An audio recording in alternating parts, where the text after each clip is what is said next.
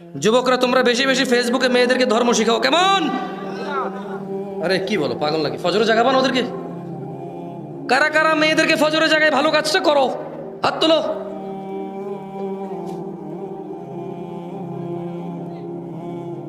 মেয়েটা খুব ভালো হুজুর, খুব ভালো। বললাম কিভাবে? হুজুর বিশ্বাস করেন কারোর সাথে কথা বলে না। আমি বললাম তুমি কি হিজড়া?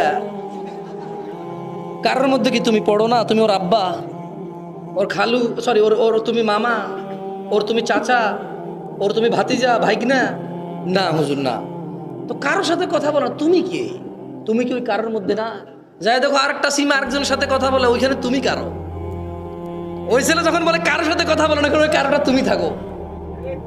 মেয়ে বলে যে এই ছেলেটা খুব ভালো, ওকে বিয়ে করতে বলে ঠিক হইতো। তো কি হয়েছে?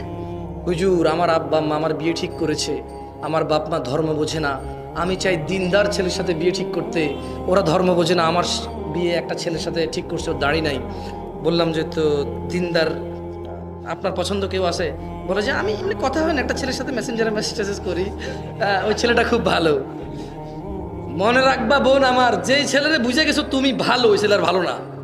কারণ একটু বুঝতে পারছো যে সে ভালো, তার মানে এতটা ঘনিষ্ঠ হইতে পারছো, তোমার সাথে সে এতটা ক্লোজে আসছে যে তুমি বুঝতে পারছো সে ভালো, ও ভালো। ছোট ভাই আমার, যে মেয়েটার সাথে তোমার পরিচয় হয়ে গেছে বিয়ের আগে, এবং তুমি গভীরভাবে বুঝতে পারছো মেয়েটা ভালো, এটার ভালো না, কারণ তুমি এতটুকু অবজার্ভ করতে পারছো, সে তোমার এতটুকু অবজার্ভের সুযোগ দিছে যে তুমি বুঝতে পারছো সে ভালো, সে আর ভালো না।